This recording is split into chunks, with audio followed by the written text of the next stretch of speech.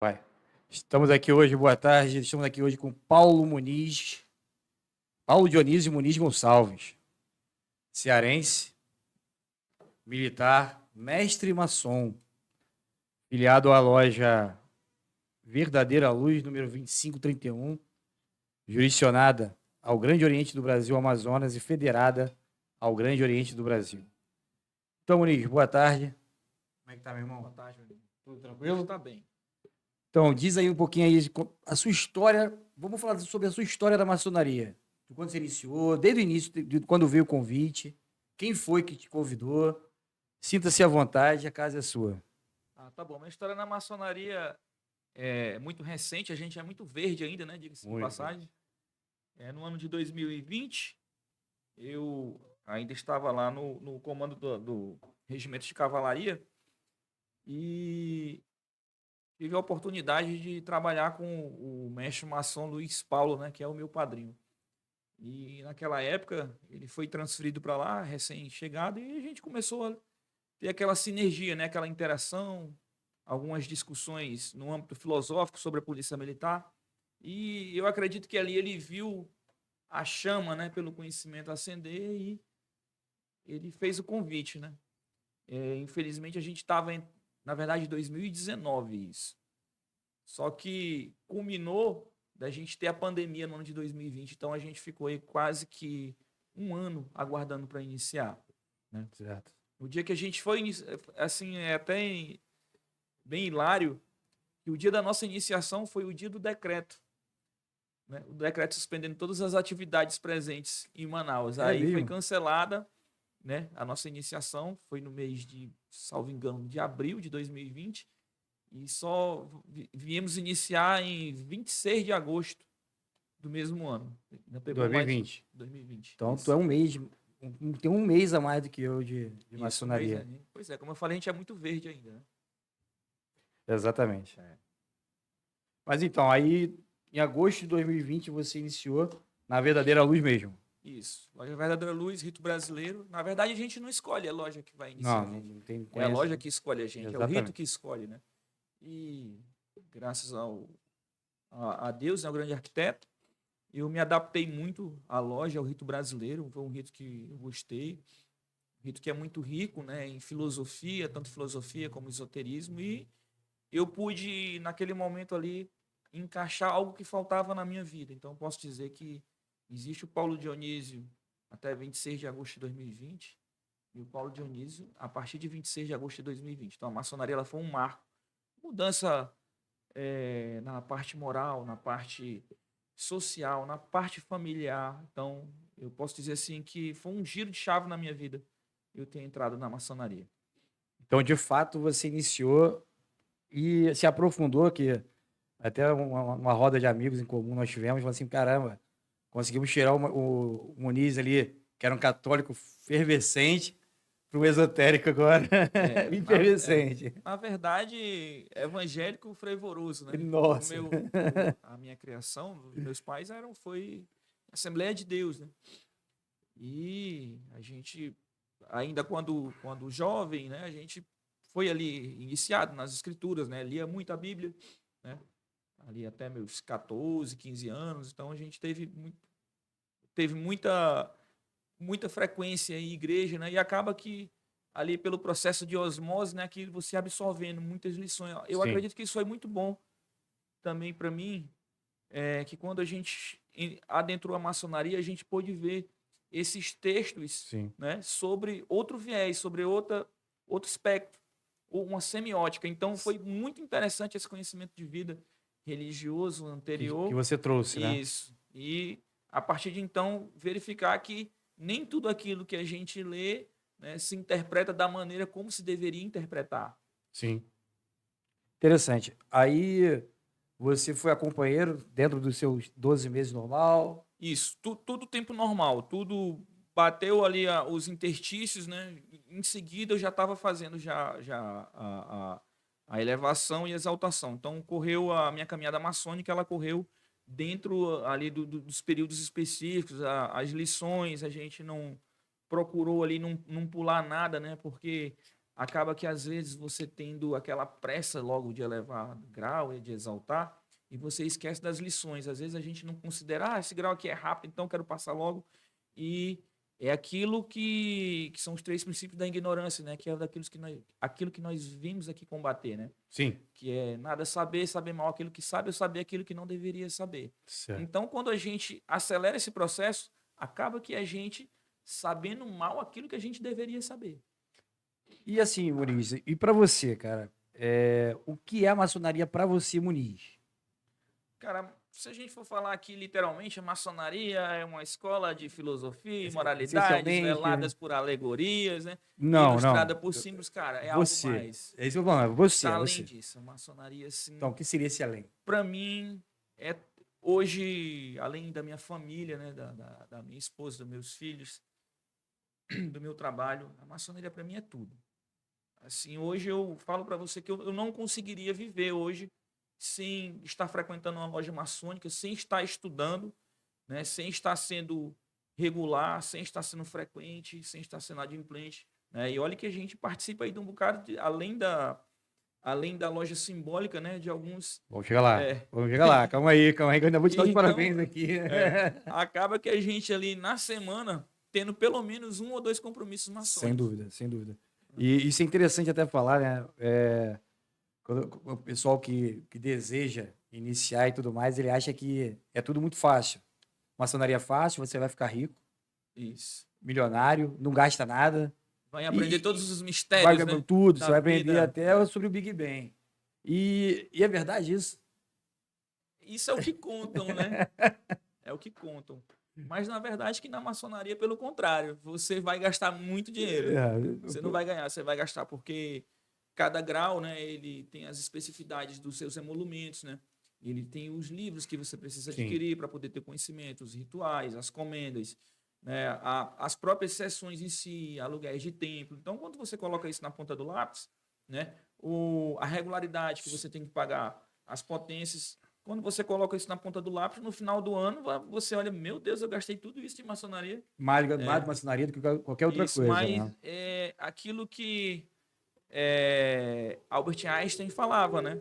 Ele dizia que se você quer conhecer o valor do conhecimento, conheça a ignorância. Sim. Então não tem preço. Conhecimento ele não tem preço. Não tem, eu acho que. Não tem preço. Ainda mais você Eu parto dessa premissa que quando às vezes a gente fala, poxa, um livro, pô, não sei o quê, mas a gente vai ali num bar, cara, toma bebe uma mais. cerveja, pede um tira-gosto, faz isso e tal. E aproveita muito menos. Muito menos. Você tem um momento ali de alegria, né? Você extravasa e tal, que é necessário também na nossa vida a gente ter esses momentos. Mas quando você vai ver, ali você gastou 1 grau de maçonaria, ali você gastou uma mensalidade de loja, ali você gastou um livro, né? Mas o valor recebido, que não é o tem financeiro, não tem preço, Não exatamente. tem preço. Eu vou te falar que também eu concordo e corroboro com a sua opinião. Então, o Muniz se tornou mestre em. Mestre em março de 2022. Aí eis que surge o convite para ir para os altos graus Isso, filosóficos. aí logo em seguida, né? Então logo deu ali o tempo, né? Que são as 4 semanas, a gente já foi iniciando nos capítulos, né? Do rito brasileiro, né? Ali a partir do grau 4, né? E posteriormente ainda também nas ordens inglesas, né? No 4º grau, né? No Santo Arco Real. Nós tivemos o Arco Real também, né? Isso. Que aí você iniciou um pouco antes de mim também. Isso, Santo Arco Real. Depois a gente fez Marca, Nauta. Nauta, e também a gente fez o... Foi Malta ou Nauta? Nauta. Nauta, né? Porque tem Malta o também. Malta né? a gente vai fazer agora no final do ano, que o Malta é grau de cavalaria. Grau de cavalaria, né? E você, como é de cavalaria, né? Não poderia deixar de fazer. Vai ligando uma coisa na outra. Tudo está associado, né? Isso é muito interessante também. E a gente pessoal. também teve a oportunidade, né, de também ter ingressado no apostolado, né? Os Cavaleiros da Ordem de Santa Cruz. Santa Cruz, de 1821. Isso, 1822. 22, isso. Criado por José Bonifácio, né? José Bonifácio, inclusive, é anterior até o próprio à criação do GOB. Isso, né? isso. Apesar de ele ter um viés político muito grande da época, né? E assim, mas me fala mais aí. Você é um destruidor de livros, né? Como eu falo, destruidor em relação a consumidor de livros. Chegar a ler a cada 15 dias, né? Um livro, né? Isso. Não, já já fui mais acelerado, né? Mas em virtude da minha função profana agora, né? No mundo profano, né? Que ele sempre acaba ali que pegando mais um tempo da gente, a gente deu uma desacelerada na leitura, porque realmente a gente tem pelo menos ali 10 horas do dia ocupado e a gente precisa voltar para casa, tem a Tem família, tudo. tem tudo isso, e acaba que a leitura ficando ali mais para o final de semana, ou no final da noite, então a gente não consegue ter aquele mesmo pique anterior aí de um livro a cada 21 E dias. a gente consegue. É que vocês aí não conseguem ver direito, mas aqui em cima da mesa tá cheio de rascunho. São anotações maçônicas dele.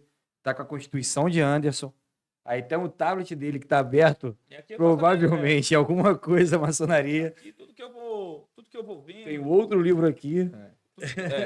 tudo que eu vou vendo de vídeo, vou lendo, né? O que eu acho que é mais importante, eu vou fazendo minhas anotações aqui no papiro aqui mesmo, no caderno, a moda bem tradicional, Bem antiga, tradicional. e depois eu passo ela para digitalizo, né? Porque a gente sabe que a nossa mente ela é Não. falha. Agora escrever E- também te pega mais, né? E às vezes o conhecimento ele sempre está associado. Aí você vai ler uma coisa em outro local, outra literatura, e você vai lembrar, eu já vi isso em algum lugar. Então você tem aqui a palma da mão, digita o assunto, E vai localizar, embora. opa, tá aqui. Agora aproveitar aqui que você está com dois livros interessantíssimos, né? Que é a Constituição de Anderson, de 1723, que é o marco, né? É Da o marco da maçonaria, né? criação da maçonaria especulativa. Isso. Como ela é hoje, né? Vamos dizer assim, a maçonaria legal, né? Que é a Isso. legalização da maçonaria, a documentação propriamente dito. Mas, em compensação, você está com o segundo livro, Isso. que é de 1590. Nesse período, nós vamos passar em 1598, em 1599, que vai vir o Estatuto de Estatuto William de Shaw. William Shaw. Exatamente, que infelizmente veio morrer 3 anos depois, morre em 1602, né? E o que você diria, assim, se você fosse falar sobre o William Shaw, que veio primeiro, e o pastor Anderson, James Anderson. James Anderson. É, Então, para você falar de história de maçonaria, você tem que saber o contexto, né? sim. O texto ser um contexto é como um barco sem nau. Então você tem que averiguar como que era a sociedade naquela época, né? Senão você vai ter uma visão anacrônica, você vai analisar o passado com o conhecimento que você tem hoje, então é muito fácil. Sim. Então você tem que ver que a Escócia e a Inglaterra, desde a época do Império Romano, sempre foram dissidentes, né? Muito. Então, quem já viu um pouquinho aí na história geral ali no segundo grau, vai lembrar de uma coisa chamada Muralha de Adriano, né? Muralha de A Adriano. Muralha de Adriano, ela passava numa parte ali das ilhas inglesas, onde eles, doravante, não conseguiam passar, né? Então, inclusive, na muralha, ela era marcada pelaquela cruz de Santo André, que a gente pode ver em algumas alegorias maçônicas, né? Que ela dizia que doravante ali reinavam os bárbaros, né? Então, aquela raça que formou ali, falando já das miscigenação dos povos que formaram os escoceses, que eram os Pictons, daí que vem a Picts da câmera, né? Sim. Eles se pintavam naquela cor azul. Essa é a origem? Isso, essa é a origem. Sério? É interessante. Mais uma coisa para anotar. Isso. Então, Inglaterra e Escócia, eles sempre tiveram essa dissidência. Isso é histórico, isso é desde a formação das primeiras sociedades organizadas. E isso foi passando com o tempo, né? E a gente vai, para falar disso aqui, a gente vai ter que falar do rei Henrique VIII. Sim, o que Belo. O Henrique VIII foi aquele camarada que teve aí 5 esposas, né? Que mandou decapitar daí 5, 3. Mas ele é importante, né? Porque ele já vem de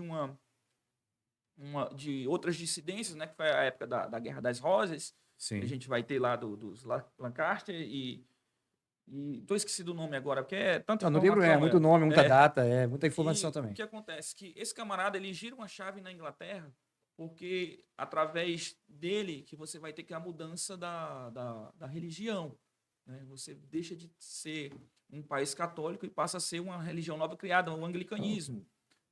Né? E isso daí, lá na frente, que ele é o início da dinastia de Tudor, né? Vai terminar com a Elizabeth, né? A Elizabeth I, que todo mundo já assistiu vários filmes, já literaturas. E dali que Elizabeth tem aquela briga com a sobrinha, né? Prima, que é a Mary.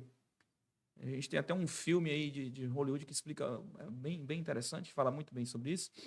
E dali que ela não vai deixar descendente, o descendente mais próximo que vai estar ali na linha de sucessão vai ser exatamente o rei James VI da Escócia, que nada mais era que lá trisneto de Henrique VIII. É mesmo? Porque uma das filhas de Henrique VIII, isso era muito comum, você com nações dissidentes, você pegava uma filha, ó, vou casar com um príncipe de lá, que é pra gente manter aqui um pacto de não agressão. Então ele pegou uma das filhas, Henrique VIII pegou uma de suas filhas e colocou lá pro príncipe, pro rei da Escócia, vai casar o príncipe, pacto de não agressão. Então, essa linhagem, ela vai dar origem lá ao James VI. Então, ele era o único que poderia recorrer. Então, é a partir daí, do ano, acho que de 1601, que James VI se torna James VI e James I da Inglaterra. É quando inicia a dinastia dos Stuart. E é aqui que você entra a diferença. Aí você falou o ano de 1588, né? 1598. Isso. 1598. São dois, o William Shaw, ele era o arquiteto, o mestre de obras do rei James. Sim. Então, a gente sabe que naquela época nós tínhamos as guildas, né? Sim, as guildas. Nós tínhamos as guildas de pedreiros, que nada mais eram que os sindicatos de hoje, né? Era uma profissão que era muito disputada, por quê? Porque era um mundo que vivia em guerra, então destruía muito, tinha que se construir. E na época não era que nem hoje. Você tinha dificuldade de ter material de construção. Você não tinha tijolo, você não tinha cimento. Tinha nada. Você não tinha uma loja, chegar ali na Constrói, ó, vou pegar isso e vou construir uma casa, né? Vou pagar uma construtora. Não. Então tudo era na pedra, a pedra tinha que ser talhada. Então daí que você vai surgindo essas guildas, e essas guildas tinha os construtores de ponte, tinha os marceneiros, tinha os sapateiros. Então o camarada, ele viu a necessidade de organizar aquilo tudo. Então, essa organização que passa a ser aí os estatutos de Shaw.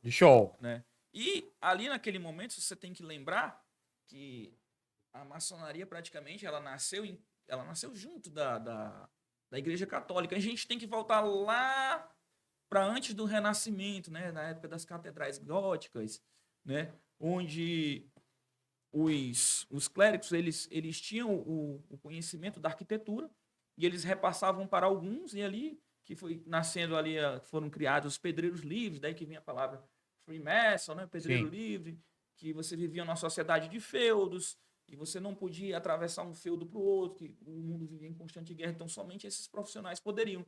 E é aí que vai se casando, esses costumes vão sendo repassados, essa necessidade de reconhecimento, de sinal, de toque, de palavra, para ser reconhecido um pedreiro que trabalhava com pedra tal, com marca tal. Aí que a gente vai falar, o Luiz fala muito bem sobre isso do mestre da marca, né? Sim. É daí que a gente vai tendo essas primeiras histórias.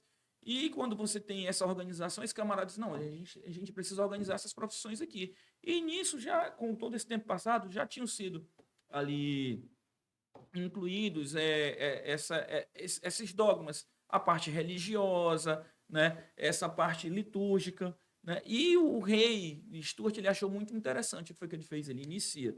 Então, a iniciação dele é no ano de 1603.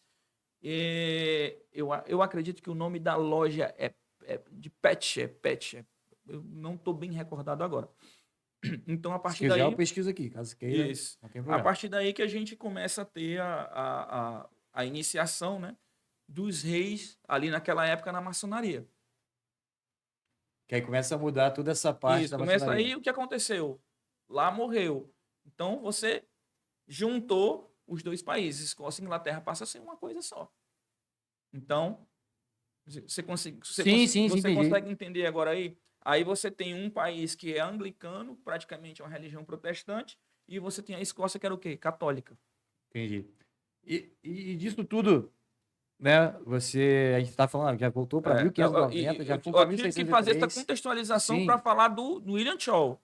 Né? E a necessidade... E para a gente chegar aqui no Anderson, o que a maçonaria faz? James, né? Então tem que ter cuidado. Você vai ter mais ou menos aí 120 anos. 121 entre um e outro. Isso. Então, na época do Anderson, você já tinha passado da dinastia dos Stuarts para Hanover, que é a atual agora, né? Mudou um nome ali por causa de um incidente na Primeira Guerra, eles mudaram o nome da família, e você tem agora o Windsor, né? Mas é a mesma família. Então, o que acontece? Nesse momento, né, se passou por muitas guerras na Inglaterra. Né? Você teve Revolução Puritana, Revolução Gloriosa, você teve bastante derramamento de sangue, inclusive com decapitação de um dos reis Stuart, né? Sim. Que é ali o Carlos I, e você vai ter ali a corte dele exilada na França, daí que vai nascer o movimento jacobita, que você já entra lá na formação do rito escocês antigo e aceito, o rito de Éredon, né? A partir dessas histórias aí. Então você vê que tudo está associado, interligado. Então, quando se inicia ali em 1717, né, que a maçonaria é um pouco bem antes, né, quando ela vai ser legalizada. Então, o camarada, tem que ter uma visão de o quê? De agregar, de unir. Então, o que é que eu vou fazer? Esse camarada que teve essa visão, nada mais foi do que Jean Théophile Desaguliers. Sim, Desaguliers que Desaguliers nada mais era do que um dos preceptores de Newton, né? Sim. Ali da Royal Society. Não? Então, Newton, todo mundo sabe quem foi.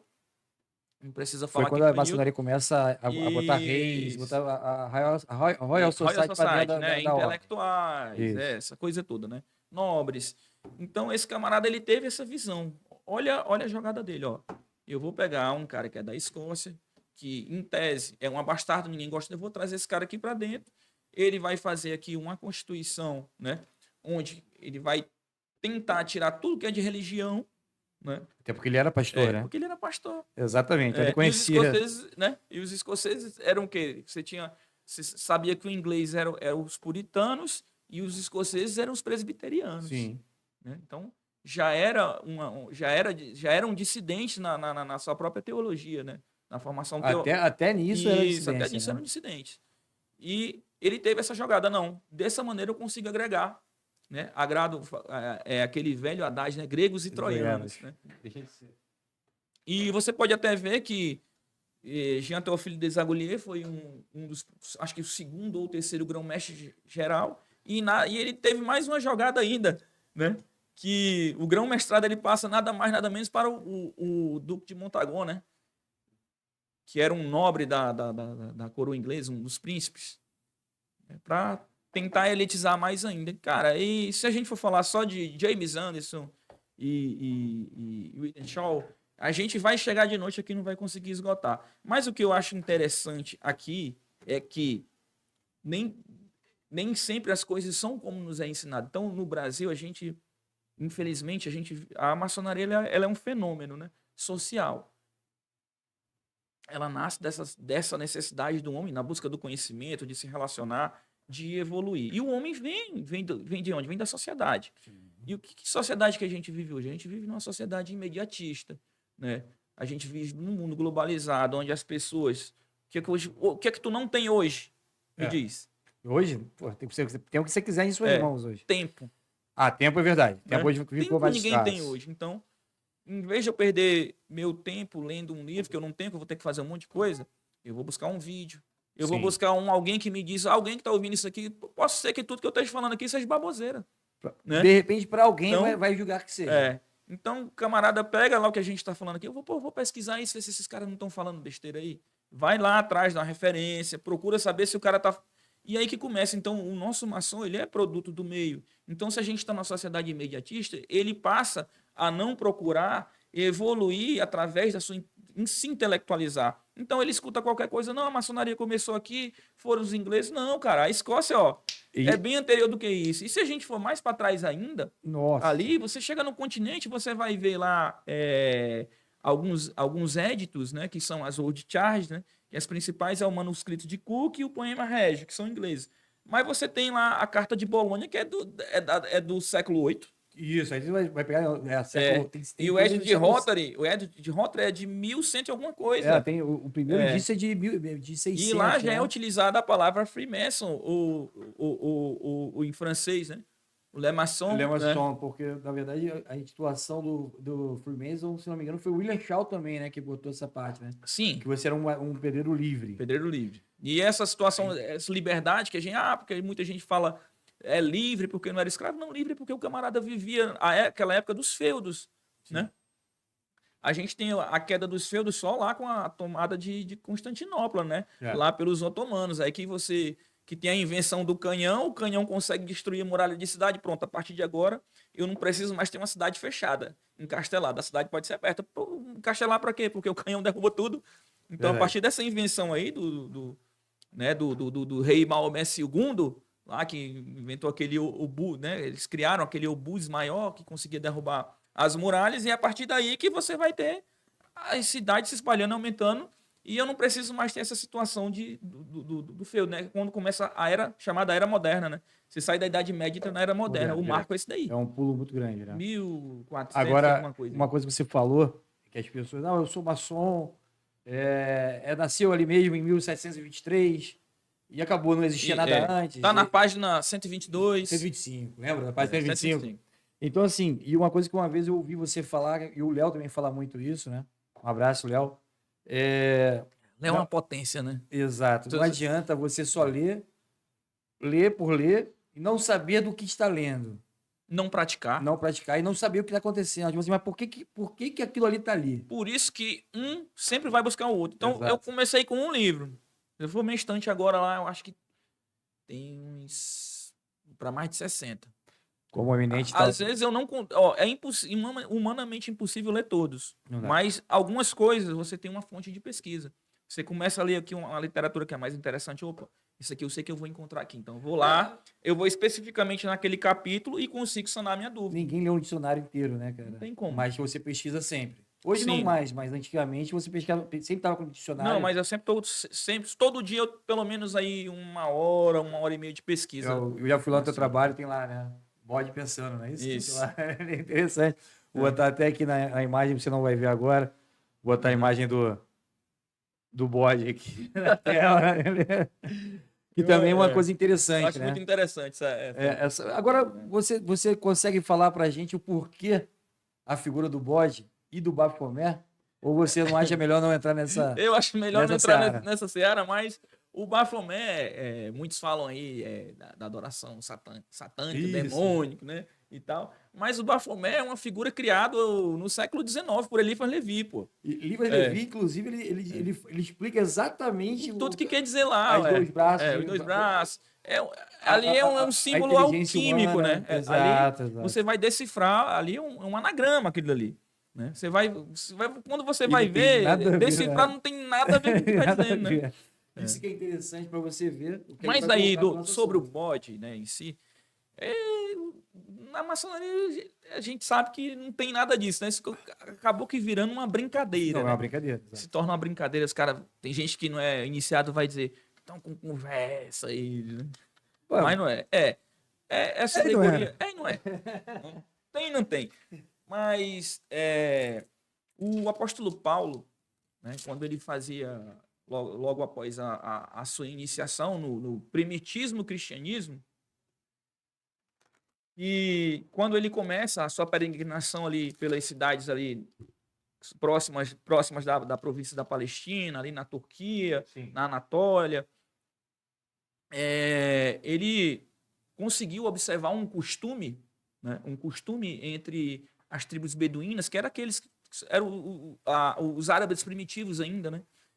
Que viviam às margens do deserto como nômades. Certo. Então, ele conseguia observar que os antigos judeus, eles tinham um costume, tá, que o nosso amigo Abraão não vai deixar mentir isso, né? Que quando ele tinha ali um determinado tempo no ano, tudo ele pegava, né? Era um animal que era muito comum, a área, porque eram áreas inóspitas. A gente sabe que o bode ele vive em todo canto, né? Que nem água bebe. Por isso que tem muito lá no Nordeste. Verdade. Né?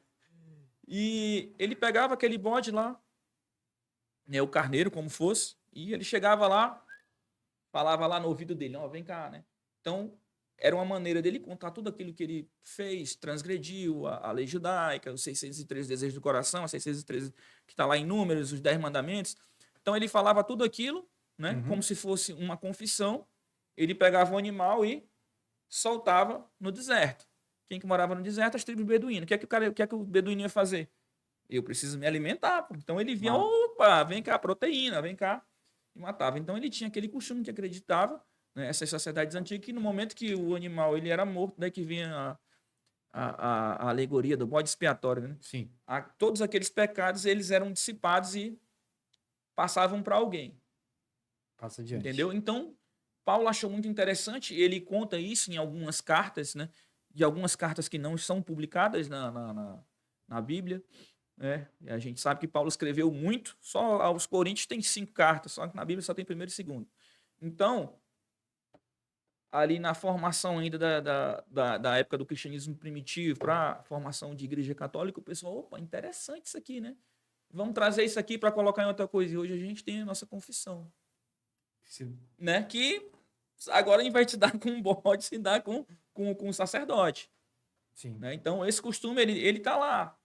Né? Se você observar textos antigos, né? Dessa época do século I, século II, isso daí está muito também específico nos livros que foram escritos pelo historiador Flávio Josefo, né? Que é a maior fonte imediata que a gente tem de conhecimento da época do século I. Flávio Josefo era um zelote, né? Que era aquela seita dissidente judaica, né? Que eram guerreiros que eram ali treinados, né? Para assassinar autoridades romanas. Então, realmente, o cara tocava... É como se fosse um terrorista, né? E ele conseguiu foi capturado pelos romanos, só que ele, como ele era muito intelectualizado, aí os caras, não, esse aqui a gente não vai matar, não. A gente vai colocar ele aqui na corte e, em virtude do seu autoconhecimento, né? Da sua autointelectualidade, ele começou ali a escrever, né? A Guerra dos Hebreus.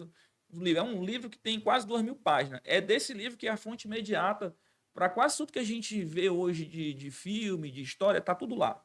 Você, rapaz, mas não tá na Bíblia. Vai lá a história dos Hebreus de Flávio Josefo que você vai ver. Agora, é interessante falar assim para. E esse conto, né? Esse acontecimento, ele tá lá também. Então, isso assim, interessante chegar nesse ponto também, porque vai ter muita gente que vai nos assistir que não conhece maçonaria. Né, E vai ter muita gente que vai nos assistir e não vai concordar. Olha só, aqui a gente não tá, como a gente sempre fala, maçonaria ela não discute religião. Exato. E nem política partidária. Né? Isso não existe. O que aqui. Inclusive, ele está falando. Não se discute religião nem política partidária. Mas a gente. Qual é o nosso principal objetivo? Busca da verdade. Então a gente vai andar em todos os caminhos, vai olhar literatura tal, fulano de tal, povo tal, isso aqui. E dali a gente vai tentar compendiar, concatenar, para chegar. Às vezes chega, às vezes não. Né? Então, alguns podem concordar, outros não. Então, é isso que é especular. Exato. Né? Isso que é maçonaria especulativa. Então, quando o maçom ele não pode especular, não pode falar de determinado assunto, então... Ele não é livre. Ele não é livre. Ele acaba não ser livre, então, exatamente. Não é livre. Ao que ele se destina. Se ele não puder expressar o que ele pensa, o que ele acha, ele não é livre. É né? isso. Então, tipo assim, é interessante falar sobre isso também, porque, como eu estava falando, vai ter muita gente que não conhece maçonaria em nada, mas já ouviu falar, mas não conhece. Então, você está me dizendo assim, que é uma coisa interessante se falar. A gente acabou de falar de passagens bíblicas, sim, que você também estudou na própria maçonaria. Mas a maçonaria, ela não é uma religião. Isso é importante falar que ela não é religião. Não é religião. Mas ela é muito religiosa, porque a gente estava falando nesse instante de história que os construtores, o que é que eles construíam? Igrejas. E onde eles ficavam? A égide de quem? Dos clérigos, dos monastérios, dos padres, dos bispos. Então, isso foi muito latente na cultura das guildas nessa época. Bom lembrar isso aí também, que em 1391 a Catedral do Mara foi construída. Então ele já está falando de antes de 1600. Isso, antes de 1600. 1391. É bem mais anterior. E, inclusive, lá também fala muito sobre como que é o cargo do hospitaleiro. Isso. E a gente entra num grande mito aí, que são algumas teorias para o nascimento da maçonaria como ela é hoje, né? Que a maçonaria era construtiva, de construtores, aí teve de uma hora para outra, ela virou, né, começou a aceitar os cavaleiros aceitos, os maçons aceitos, e pronto, a partir de agora nós somos especulativos, quem botou o nome aqui.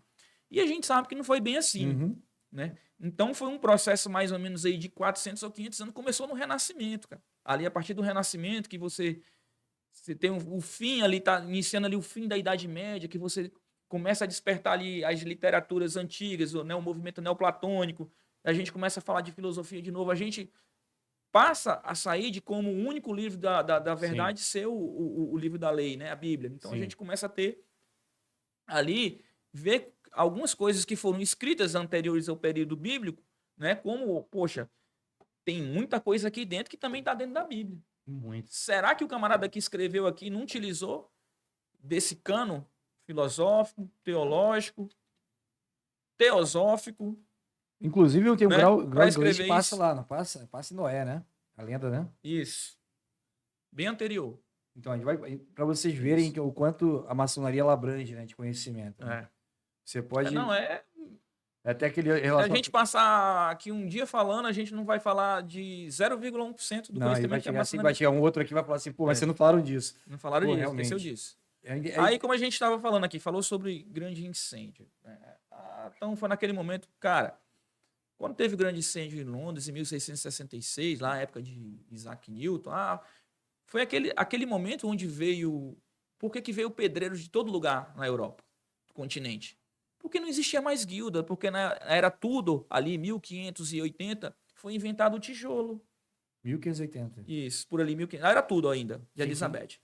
Quando inventou o tijolo, para que eu vou precisar de pedra se eu tenho facilidade? Então, a construção que demorava 20, 30, 40 anos, dependendo, ela passou a ser feita em 1 e 2. Então, não teve mais necessidade. Eu acredito que na época, salvo engano agora que, se não me falha a memória da gente fala Freemason Laundry Company. Eu acho que era a única guilda de pedreiros que existia ativa na época do incêndio. É mesmo? Isso. É muito Então conhecimento, não né? tem como você colocar numa teoria e dizer que aos poucos, né, as guildas foram se formando. Não existia mais guilda, cara. Nessa época aí, por causa do. Já tinha tijolo. Não fazia, não se É, não, fazia não se necessário mais. fazia mais necessário. Então, bem mais lá atrás, você vai ver que a iniciação de James Stuart, né? James I da Inglaterra e James VI, ele já tinha sido iniciado em 1603, ali com ata, com data, com documentação. Isso aqui não sou eu que estou inventando, isso aqui é fato E científico. deve estar lá no GUI até hoje, lá, né? Sim. Aí agora, o arquivo da GUI deve ser espetacular, né? Deve ser um. É a Acho que a grande gente loja entrava unida da lá, Inglaterra, tá? Pra quem os não caras iam sabe. expulsar a gente ia querer ver tudo, né? É igual eu querer você ir lá na Biblioteca do Vaticano, né? É. Deve ser. Você lá ia ficar louco ali.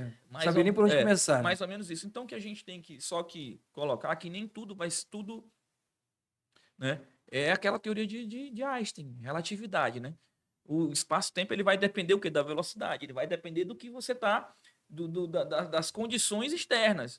A mesma coisa é o conhecimento, nada é absoluto. Nada. O problema que a gente encontra hoje entre os irmãos é isso, que o irmão não se preocupou em desvastar, em se intelectualizar, em buscar, né? E acaba que, infelizmente, aqui no Brasil, né, no Brasil, isso a gente pode falar, a gente tem duas escolas de formação maçônica. É a escola clássica, né?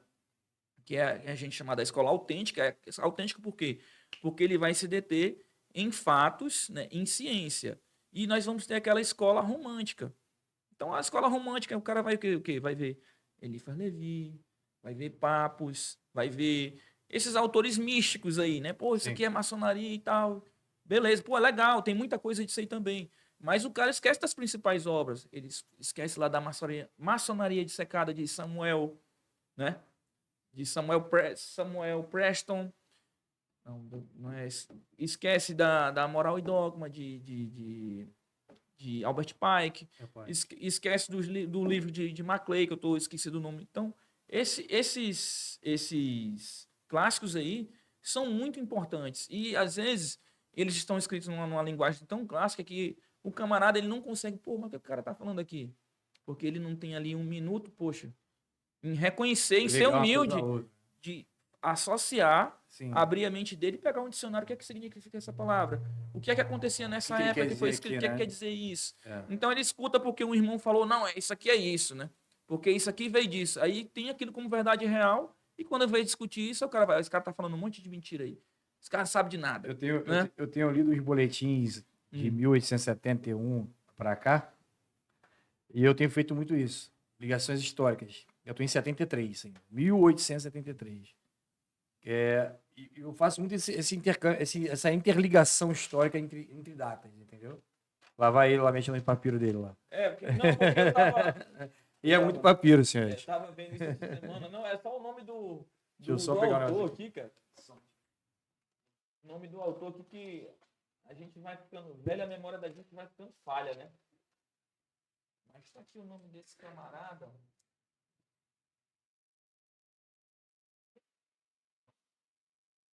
Agora eu vou. É o William Preston. William Preston, não. William Preston. O Samuel é aquele camarada que foi o que pegou o ritual lá no ano de 1730, né, e fez a publicação. Não, esse É, é um problema. Maçonaria de Secar deu problema, mas não deixa de ser uma fonte imediata pra gente. Então é esse camarada mesmo. Pike, Mackley, Preston. Samuel Pichard, lembrei. Samuel Pichard. Samuel Pichard. Agora, o Pike foi um cara também fenomenal, né, cara? Grau 33, do vídeo que você não tivesse assim também, né? Na verdade, foi o camarada que depois ele deu uma organizada, né? Nos graus e... O livro... O grau explosório foi ele que organizou, não foi? Ele organizou, né? mas já havia uma tentativa de organização. Já havia os graus ali, um pouco que... Ali no ano de 1804, já existiam os 33 graus. E exatamente é por isso que o rito, ele se tornou como o rito mais praticado e o rito, como se diz, o mais da moda na época, porque ele tinha 33 graus. O rito que tinha mais graus era o Ed Eredon, 25. 99 depois, né? Aí depois a gente vai ter o Memphis, Mizain. O Mizain que veio 99. 99, aí é o pessoal lá da França, lá aquele pessoal que é mais místico, né? Conde de Galhostro, místico, né? Saint-Martin, Jean-Baptiste de Villermoz, Martinez de Pasqualinho, aquela galera mais mística. Agora, já que nós chegamos agora em 1804. 1804 que você, quando tem a 1801, 4 ali, quando você tem ali 1801, que você tem realmente o nascimento do rito ali sobre o Conselho de Charlton, né, que são os 11 cavaleiros ali. Que Conselho de Charlton. De Charlton. Ali já era 33 graus. Eles pegaram 25 do Eredon e transformaram 33. Na verdade, o rito ele foi feito da maneira que ele era na época para os graus superiores, mas ele não tinha simbolismo, porque o simbólico era o rito de perfeição de Eredon, né? Agora, interessante. Até vamos falar sobre dissidência de novo. Briga Inglaterra e Escócia. Sim. Como é que é aceito, como que é falado o rito escocês, não é escocês antigo, é aceito, né? O rito escocês na Inglaterra, é só o rito antigo, né? Realmente, eu não sei te responder essa pergunta. O Pontes sabe. O Pontes, ele domina esse assunto aí, mas ele fala lá, o rito, alguma coisa, só não tem o nome escocês. Eu acho que é muito antigo, né? Nossa, assim, alguma coisa antiga e aceito só não tem escocês, né? Porque jamais o inglês vai colocar o nome do escocês, né? Como a gente tá falando isso. É porque é bom de conversar com você, com o Léo, entre outros, com o Pontes, o Thales. O Pontes É porque a gente vai falando um monstro também. E vai puxando um assunto dentro do outro. Isso. Então, às vezes, a gente tem que ter cuidado para não sair. Senão a gente vai ficar até amanhã aqui conversando e não vai acabar o assunto. Ordens inglesas e escocês, o Pontes ele domina. Domina, sabe, referenciar datas. Nome do camarada que estava à frente lá. Isso. Bem grandão, né? Bem grande. Ele é bem... Agora, vamos lá. Século XIX, 1800. Existe aí 1822, que é o marco do Grande Oriente do Brasil. Sim. Né, que é a potência mais antiga existente até hoje. Primaz. Só que ela também ela é contemporânea do Grande Oriente brasileiro. Que era o Grande Oriente do Passeio do Rio de Janeiro. Tem um passeio e tem um lavradio. Apesar do lavradio nessa época... Não era o Palácio do Lavradio hoje. O Lavradio é 1831. 1800, logo quando Dom Pedro foi embora, né? Que ele abdicou e foi embora. Que é o senador Nicolau dos Santos Vergueiro. Que foi aí comandante Vergueiro, inclusive, né? Foi o fundador. Foi a primeira, a gente pode dizer que foi a primeira dissidência, né? Isso. Aí, por que eu tô chegando nessa parte aí? Que eu vou me basear naquele vídeo que você me passou, que eu achei interessantíssimo. Que é uma discussão sobre a loja Primate. Né, o início da maçonaria no Brasil. E ela começou aonde, para você? No que você tanto lê? Vamos lá. No que nos é falado, né? Nas literaturas mais antigas, a gente tem como Comércio e Arte, né? Loja Comércio e Arte, na época do ouro. Aí tem aquelas... Vai se dividir em mais duas, né? União e Perfeição e Esperança de Niterói. Né? Então, foi essas 3 lojas aqui, deram origem, tarará, beleza. Só que as pesquisas científicas, né, aí de alguns irmãos e até profanos, né, principalmente no estado da Bahia, elas mostraram alguma coisa diferente. E você vai começando a associar as coisas, você vai associando com as revoltas ali do início do século XIX, as datas que não vai bater, você vai ver a Revolução de 1817, a Revolução Pernambucana, depois a de 1824, a Confederação do Equador, e você vai ver que está tudo associado. As nau francesas. Aí você vai ver a nau francesa de Le Prenessé, Sim. lá no Arraial do Cabo, na Bahia, né? Isso. Que era uma loja regimental, né? Era a obediência do Grande Oriente França, Sim. né? E daquela loja ali, né? A fragata, você tem que entender o que é que a França, na época ainda a gente estava ainda naquelas pirataria, né? E eles queriam ainda ali, você tinha essas dissidências, né? Pelas grandes potências, né? França, Inglaterra, Portugal, Espanha, né? Você sabe que a França sempre ela foi inimiga da Inglaterra, então de né? tudo. Então, onde você tinha Inglaterra, você tinha um francês para fazer o contrário. E a sociedade local, ali, a alta sociedade, ela sabendo que tinha já os seus filhos estudavam todos os ricos, né, mandavam os nobres, mandavam os filhos estudar em Lisboa, né, em Portugal, na Espanha, em Madrid. Então eles já sabiam do advento da maçonaria que existia, o camarada, eu quero conhecer. Então ele vai lá e a partir dali a gente vai ter, né, sendo fundada ali no estado da Bahia, né, a primeira loja sobre o rito moderno, né, que é a loja Cavaleiros da Luz. Cavaleiros da Luz. Aí 1798. 1797, perfeito. Uma loja fundada só que regular, obediência externa. Isso. Então, se a gente for falar do início da maçonaria do Brasil, não é no GOB. Não, Não Brasil, é no Rio de não. Janeiro. Não. É na Bahia. Foi o que nós discutimos sobre isso. E também. isso a gente tem tese de pesquisa científica, a gente tem arquivo, a gente tem isso aí bem latente. Até porque o José Bonifácio ele inicia lá fora, inicia em Portugal. Isso, inicia. A gente não consegue evidenciar onde se ele inicia em Portugal ou se na França. Não, sim, na Europa. Porque na assim, Europa, né? porque ele teve um tempo na França, inclusive na época da França ele foi contemporâneo de Lavoisier. Então você sabe que ele inicia lá. Na época então... ali da Revolução Francesa. Então a gente pode dizer com toda certeza, não com certeza que a gente não vai ter esse registro. Uhum. Mas deve ter iniciado. Pode ter iniciado na época das guerras napoleônicas, onde a Inglaterra vem daquele bloqueio continental, né? Naquela época ali, nas lojas regimentais. Mas quando ele chega no Brasil, provavelmente ele já praticava maçonaria aqui, já mesmo praticava. No Grande Oriente. Porque a loja primaz do GOB, por exemplo, meu irmão, ela surge em 15, é isso? O apostolado responde tudo isso. Então, ela recebe, ela inicia em 15. Já responde o quanto de conhecimento que José Bonifácio tinha de maçonaria. Sim. Né? O apostolado é uma ordem maçônica, né? Totalmente brasileira, criada aos auspícios do nosso território, com brasileiros, não com portugueses. Aos cariocas, e os que conhecem o Rio de Janeiro, o apostolado foi criado onde hoje é a Cadeia Velha, onde hoje é o edifício central na Rio Branco, número 156, no Largo da Carioca. Você sabe disso? Não. É ali. É um edifício, o primeiro arranha-céu ali do Rio de Janeiro. Ali era a Cadeia Velha, ali começou o apostolado. No final da Rio Branco, atrás do teatro, praticamente, ao lado do teatro, praticamente, e de frente, praticamente, para a Biblioteca Nacional. Aí depois caiu, virou o edifício central. Show. Interessante. Então, assim, mas a 01, ela, se não me engano, ela é criada em 1815, se eu não me engano. 1815. 1815, não é isso? E teve ali em 1815, você tem que lembrar que o que aconteceu em 1815 no cenário mundial? Waterloo, derrota de Napoleão para o general Wellington, né? O que vai acontecer naquele tempo? O que vai acontecer naquele tempo vai ser a partilha da Europa, né? A França estava dominando quase tudo, então teve ali eu acho que é o Tratado de Versalhes, eu acredito que seja. Se eu estiver falando besteira, pelo amor de Deus, os historiadores me corrijam aí. Até ver aí se é Tratado de Versalhes. Aí, nessa época, começou a partilha, então...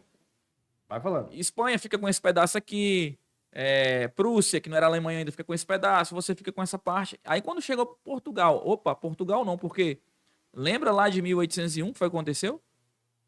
A família portuguesa, ela abandonou. Não, mas olha só, o rei Dom João VI, ele não ficou aqui para combater, não. Ele não foi nobre, ele fugiu, né? Não, foi Tratado de Versalhes, não. O Tratado de Versalhes ele é século XX já. Qual? É Viena, eu acho, então. E aí? 1815. 1815 Viena, né? Positivo. Desculpa aí Não, mas aí é muita coisa. É muita informação. E outra coisa, eu não sou historiador profissional, Não né? é isso, Eu só né? sou um curioso. E, porra, Só você sou um mero tá curioso, procurando, né? A minha profissão, eu sou policial militar, né? Eu não sou maçonólogo, eu não tenho nenhuma formação, Mas dá hora. formação em história, eu só apenas leio e Mas vou ficou legal, mas foi isso aí. Mas tá continua. ali no meu viés, o que eu consigo entender, eu tento passar aí, né? Passa muito bem, tá? Se passar. E o que acontece? Então ele não. Poxa, Dom João VI não ficou aqui para combater, então ele não tem direito a nada. Então, ali em 1815, que você já tinha mais ou menos as formações ali na época, eles já queriam fazer ali uma loja, uma obediência maçônica nacional, né? E não ali na obediência ao Grande Oriente Lusitano ou ao Grande Oriente da França. Então, o que aconteceu? Dom João VI, naquele ano, ele vai falar, não, mas olha só, eu não tive lá porque eu estava cuidando das coisas aqui no Brasil. Então, ele vai mudar em 1815, pode olhar aí, eu não sei mais ou menos a data, mas com certeza vai ser após esse tratado aí. Ele vai mudar para Brasil, né, Reino Unido, Portugal e Algarves. Isso, é isso aí. Né? Não sei a data não, mas Então, nessa época, a mudança do nome é exatamente para isso. Para dizer que lá, que ele estava no reino também, para ele poder ter a partilha. Então, os camaradas chegaram nessa época aí, então, opa, tem uma travada, não é a hora aqui ainda. Eles vão dominar aqui um pouco ainda, aí a gente vai chegar ali já nessas agitações de 1817, e a maçonaria ela é fechada nessa época, né? Uhum. Então, só depois que Dom João VI vai embora com aquela revolta do Porto, volta lá para Portugal, e deixa o príncipe aqui, que esse pessoal, essa galera aí, ela vai chegar já junto no príncipe, já vai ter Gonçalves Ledo e Bonifácio, né? Naquelas articulações eles vão conseguir trazer a maçonaria, né? Trazer, que eu digo, de maneira oficial e fundar. Que aí são fundados dois ao mesmo tempo, E é reconhecido pela grande loja da Inglaterra, porque tem aquela situação da regularidade de origem sem 3 lojas. Por isso que a loja vai se dividir em 3. Exato, são 3 lojas para você. Até hoje, até você ter a delegacia. Até hoje, tem 3 lojas. porque faz parte daí dos landmarks ainda, né? Que aí são as 3 lojas, inclusive as 3 lojas podem simbolizar as três velas do rito brasileiro, né? Isso. Sabe disso, né? Também tem essa simbologia. E outra coisa também, né, que isso é muito polêmico também falar aqui, tem muita gente que vai jogar pedra em mim. Então que jogue. Que jogue, né? Simboliza também uma bandeira, né? A maçonaria brasileira é muito ligada à maçonaria francesa. Sim. Porque, embora muitos façam a associação da criação do rito adoniramita, mas a gente tem já pesquisa científica, inclusive os próprios boletins do Grande Oriente do Brasil, dessa época aí, bem antigos, falam lá dos ritos que eram praticados, né? A bandeira do golpe tem quantas cores? 3. Quais são? Vermelha, branca e azul. Qual é a cor da bandeira da França? É a mesma coisa. Eu tenho Fortaleza também, né? Entendeu? Então, rito moderno. Não, é o rito moderno. É o rito moderno. Porque a gente sempre faz essa associação o anacronismo, né? A gente conhece hoje os ritos e sabe que o único rito que tem um nome hoje, né? Rito vivo ainda, que tem um nome histórico, um pseudônimo, é o rito adoniramita, né? Pô, você vai saber que o imperador ele tinha um pseudônimo que era Guatimozin, que foi o último imperador asteca, né? Aí você vê até o paradoxo aí, né? Um camarada que era um déspota esclarecido coloca o nome de um líder asteca que foi morto pelo Império, né, espanhol. Olha que o Dom Pedro era um cara bem Olha o nome que o cara recebeu. Não mais que o filho, mas é um cara bem sábio. Mas bem, até aí, né? Então, a gente vai fazer essa alusão ao rito por causa disso, mas a gente sabe nos próprios boletins do GOB que a primeira loja que você vai ter da adoniramita aqui só vai ser no ano de 1837. 37. Vai chegar a primeira loja aqui. Primeira loja. Tanto é que o rito brasileiro, as outras potências também usavam o rito moderno. Né? E o escocês estoura ali a partir de Montezuma, 32, 33, por quê? Porque tinha 33 graus, porra. 31, se não me engano, Montezuma, né? Acho que é 31. 31. Ele é exilado daqui, vai pra lá. Quando faz o aniversário de 9 anos da Noite da Agonia, que eu acho que é 15 de dezembro, alguma coisa de dezembro de 1823. Ele foi exilado, não foi? Na Europa. E quando completa, ele funda o Grande Conselho de Montezuma exatamente quando completa os 9 anos que ele ficou exilado lá, ficou fora. Né? Depois do retorno dele. Ele retornou depois que o príncipe foi embora.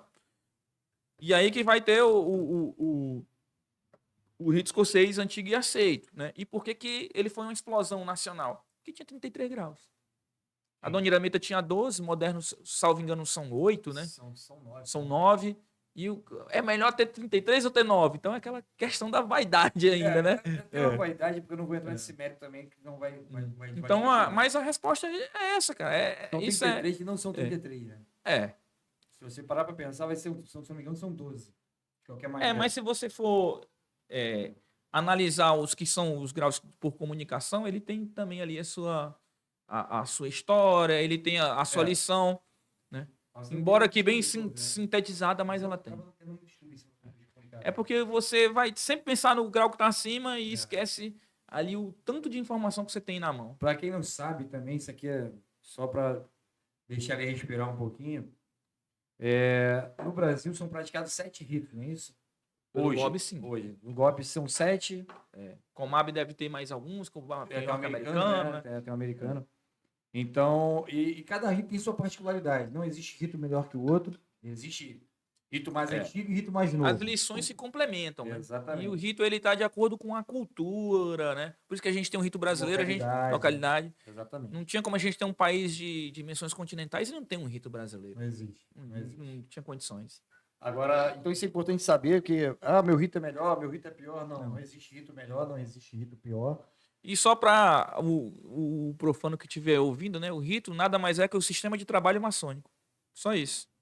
É a parte litúrgica, a parte, né, do cerimonial que vai ser feita.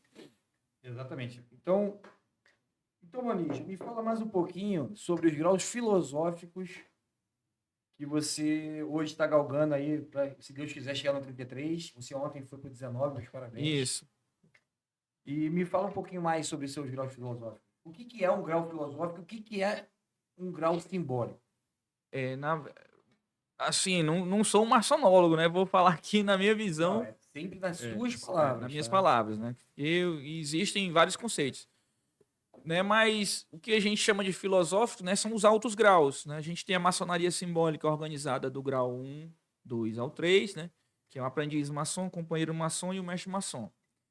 E, a partir disso, você vai ter, dependendo do rito, do 4 ao 33, dependendo do rito do 4 ao 9, como a gente falou, né? Em outros ritos você tem títulos e não escada, né? Que é, no caso, o rito de emulação. Você vai ter títulos, você não vai ter por numeração. Então, do 1 ao 3, você tem aquela preparação do homem na parte simbólica, né? Onde você vai ter a parte dos instrumentos de construção, né? Você vai falar dessa parte ainda das guildas, dos pedreiros, né? E você vai ver que tudo aquilo é simbólico, é alegórico, né? Você vai estar construindo o homem para servir melhor a sociedade. Então, você tem um homem que é a pedra bruta, né? Você tem que transformar ele num castelo, num edifício social, né? Para melhor servir, né? E já nos outros graus, você vai pegar esse homem já pronto e você vai inserir ele nos vários conhecimentos, né, da ciência, para você poder ter ali o camarada pronto, né, para debater, para tentar mudar em todos os aspectos, na sua família, no trabalho, na sociedade e no seu meio, no meio social, né, através, né, dessas lições, né? São lições morais, são filosóficas. Então, cada grau ali ele vai ter uma história, vai ter uma lenda e vai ter ali a lição principal dele, que é alguma coisa que você precisa desbastar, que você precisa vencer, que você precisa evoluir para melhorar a tua vida e melhorar tudo aquilo que está em teu redor. Agora sim. Então, isso é na minha visão, né? Então, quando se você for pegar na visão do maçonólogo, ele vai falar que o grau filosófico é isso. Eu não sou maçonólogo, eu sou um curioso. Mas, pô, é um curioso que me ajuda muito. Tipo assim, então quando o irmão chega ao grau 3, né, que é o grau de mestre, a gente pode falar tranquilamente, não tem por que não falar. A gente só não pode falar de palavra, toque e a sinais. Então vamos falar assim. Até porque é fonte aberta, né? Muita coisa é fonte aberta. Então assim, o cara chegou ao grau de mestre. Nem lendas. Eu sou mestre. Ele para ali, cara? Ele começa ali. Então ele começa... Ali onde começa. Esse é o grande problema que a gente tem hoje, é isso. Pô, o cara chega de ser mestre, não precisa mais fazer trabalho, não precisa mais apresentar questionário, não precisa mais ter frequência. só preciso ter um cargo e tal, ter minhas pompas. pompas, né? Cadê minhas pompas, meu irmão? Ai, caralho. Alguns não entenderam o que a gente tá falando aí, né? Eu nem poder usar. Eu quero usar minhas pompas, né? E engraçado que eu tenho visto algumas sessões aí que não tá conseguindo usar, não. Mas enfim, pá, o cara vai estudar de novo, vai pro filosófico. O ali onde começa ele tudo. tem separação? Ele é um corpo só? Não, você tem. 4, Não, você tem as separações. Você tem determinadas lições de grau até grau, de outro grau até outro grau, determinadas lições, de outro grau, determinadas lições. Você tem São separados. São separados. Entendi. No rito brasileiro, Como eu tô no 19 ainda, só sei até o 19, né? mas, assim, até o 18 é capítulo. Isso, até o 18 é capítulo, e a partir de então você tem o Kadosh, né? No rito brasileiro. Isso, não, eu vou falar E disso vai no até brasileiro. acho que é o 30, né? 30, depois vai aos corpos. Altos corpos, né? 31, Eu 32, também não sei, 33. não. Também não sei, cara. Eu parei no 14. Sou reprovado. Pois é, e a gente praticamente iniciou junto, né? Um mês. Eu parei. Tu iniciou um mês depois de mim. Não vou entrar nos detalhes porque eu parei em abril, não, mas tô voltando. Mas vai dar se Deus certo. quiser. Sem pressa também, não precisa ter pressa. E assim, aí, Assim, a gente não consegue, assim, no conhecimento que eu tô atual agora de Erno, assim, eu não consigo definir bem essa divisão. Mas a gente consegue ver que do 4 até o 18 você tem muita história, muitas lições, muitas alegorias, tanto na parte da Bíblia, como em histórias, né? Dali você vai tirar uma lição, como a gente falou, para a tua evolução. E doravante, ali a partir do 19, você realmente adentra no mundo da filosofia. Isso que é legal. Isso é muito legal. O esoterismo, né? O esoterismo ele fica um pouco ali de lado, a partir e não, vamos falar, ó, isso é isso, por isso. A gente vai discutir realmente os pensadores. Quando você começa a ser missionário, né? Missionário. É o missionário, Exatamente. né? O que é que o missionário faz, né? Ele prega, né? Ele prega a palavra. Então, por isso que a gente vai falar muito. Muito interessante. Não vou entrar nesse mérito também, mas só deixar. Pô, só tem um dia de iniciado, né? Deixa eu estudar primeiro. Só guardado aqui. É por isso que os landmarks, eles vão parar sobre política partidária, política em si, somente no simbólico. Só no simbólico. Filosófico é aberto. Pelo contrário. Não é à toa que não é à toa que você tem um apostolado aí. O apostolado ele é para isso. O apostolado ele discute de tudo. Ele discute de temas atuais, exatamente para você saber o que o maçom está pensando hoje da sociedade, temas bem polêmicos, né?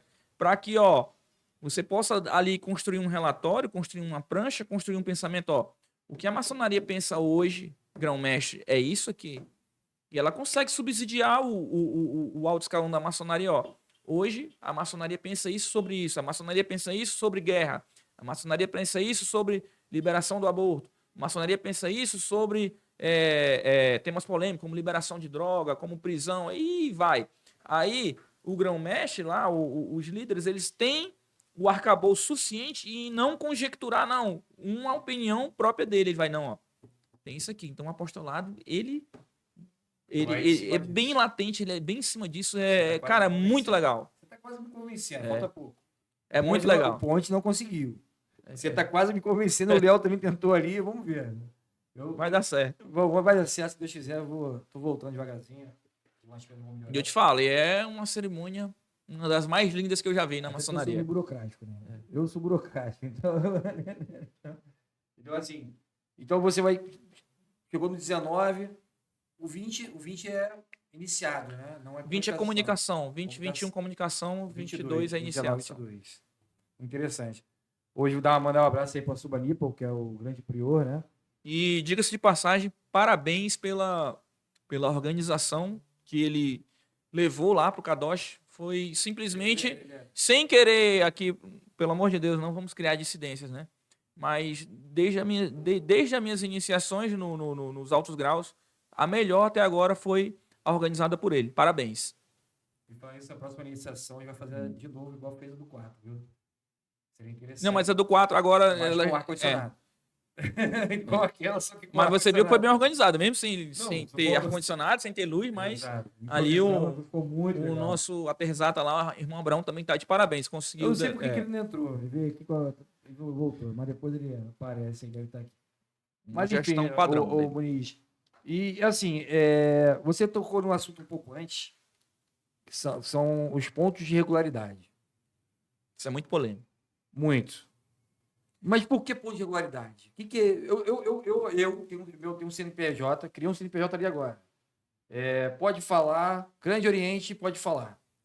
Eu posso abrir uma loja e fundar uma potência e ser reconhecido hoje, amanhã, pela grande loja unida da Inglaterra? O que eu preciso para ser reconhecido? Abre teu Instagram, vê quantos convites tem aí. 1 milhão, pelo menos. Vou até abrir o meu aqui e te mostrar. Maçonaria em Pauta, que é o nosso canal. Eu digo nosso, que é nosso. Nós temos 8.200 seguidores. E você está comigo lá desde o primeiro seguidor, que era você mesmo. Aí, lá eu recebo mais de 20 por dia. Pois é, então a gente... E você recebeu quanto só hoje? 31. Aí. Então, infelizmente, a gente tem essas pessoas, né, que se aproveitam, né, às vezes da falta de informação, né, do profano, né, e vai ver lá, poxa, aqui, ali através isso aí tu vai saber falar melhor do que eu, que é essa parte de TI eu não entendo muito, sou semi-analfabeto, né, sobre o algoritmo que o cara tá pesquisando muito, então ele vê que aquele cara ali é interessado em alguma coisa, em ciência, em esoterismo, conhecimento, aí o cara, opa, ele já sabe ali mais ou menos as sugestões de amizade, ele vai mandar o convite, né? Venha ser um Illuminati, venha ser um maçom, venha ser milionário, aí vai montar aí o perfil do cara é o cara dirigindo Ferrari, é o cara usando Rolex, né? É o cara com uma lancha, um monte de mulher, né? Venha ser um maçom, né? Vai ganhar um relógio e tudo, né? Aí cria um grupo de WhatsApp, né? Você vai participar de um banquete, vai receber um relógio, não sei o que, você tem que dar tanto, cara. Isso é charlatanismo, isso é golpe, né? Isso é estelionato, isso é crime, né? E acaba que também denigrindo a nossa imagem. Muito. Né? E por isso existem os pontos de regularidade. Né? A loja ela tem que ser formada lá, tem que nascer de tantas lojas, tem que ter um reconhecimento de tal, né? Tem que ter tantos. Acho que aqui no Grande Oriente do Brasil, para fundar uma loja, tem que ter 21 mestres, né? Salvo engano. 21 mestres. 21 mestres. Tem que ter a sinalidade, quantas vezes vai se reunir. 21 se já houver. A crença no grande arquiteto, né? A parte dogmática da maçonaria, são 8, né? Que são 8. São os 8 pontos de regularidade da grande loja. Então você vai ter que cumprir. Abre aí pra gente ver, lê cada um aí. Os 8 eu até postei isso no Maçonaria em Pau também. 8. Vamos lá, vou falar. O primeiro é acreditar no ente superior. Aí eu... Segundo... 8 pontos de regularidade, 8 rules. Regularidade de origem. Né? A regularidade de origem porque somente uma loja regular pode dar origem a ela, o reconhecimento. Exato. Já começa por aí. A segunda é que eu falei, né? Que é a crença no Grande Oriente do grande arquiteto. Arquiteto do universo. Seja ele quem for, seja ele Yahvé, seja ele Yeshua, né? Seja ele Axé, não importa a religião. E que todos terceiro, que todos os iniciais deverão tomar seu juramento sobre ou à vista de um volume aberto da lei sagrada, pelo qual seja pleno o reconhecimento sobre os valores de consciência dos indivíduos particulares que estejam sendo iniciados. Ou seja, dependendo do livro da lei. Né? Quarto, que os membros das obediências e lojas individuais sejam compostos exclusivamente por homens. Então, a maçonaria mista, como muitos solicitam aí, não pode. Que a obediência deverá ser soberana sobre a jurisdição e sobre as lojas, sobre o seu controle. Ou seja, que será responsável, independente e autogovernável, com somente uma indisputável autoridade sobre a loja ou graus simbólicos. Que as lojas que as 3 grandes luzes da franco-maçonaria, nomeadas no livro da lei, o esquadro e o compasso, a sexta, que a discussão sobre religião e política dentro das lojas seja estritamente proibida, e que os princípios dos antigos landmarks sejam costumes e usos considerados, né? Observados, é isso mesmo. Estritamente observados. Perfeito. Os landmarks também, para quem não sabe, são leis, né, vamos dizer assim, que todo maçom deve seguir, né? Tem o papai, Albert Pike, tem só 4. E tem o Maclay, Anderson Maclay. São 7, né? 25. São 25. Que é o que o Grande Oriente do Brasil adota. Mas é um tá praticamente dentro do outro, né? Não vai ter muita diferença, não. Se você for ver os 4, os 25 estão lá. De maneira Exatamente, bem subjetiva. bem subjetiva. Então, pessoal, hoje a gente esteve aqui com o nosso mestre maçom, grau 19 agora, daqui a pouco tá no 33, né? Ficando antigo, né? Eu acho que não. Sabe por quê? Ainda vamos chamar você de verdinho, porque quando você chegar com 13, 14, eles vão ter 23, aí você vai continuar novinho pra ele. Mas tá bom, deixa você com Mas tá bom assim mesmo. sua juventude eterna, não se preocupa não. Então, assim, estivemos aqui com o Paulo Muniz, meu grande irmão, a gente sempre tá junto, sempre se falando. Te agradeço aí pela presença. Não fuja, vamos fazer um outro ao vivo, pautando. Isso aqui foi de última hora, né? Bate-papo. Aqui foi tudo improvisado. O Léo vai te entrevistar, viu? Quero até pedir desculpa se eu tiver falado alguma coisa aí que não esteja... Porque realmente a gente nem se preparou, né? Vamos bater um papo ali e tal. Vamos tomar um uísque, né? Tá aqui, liga a câmera.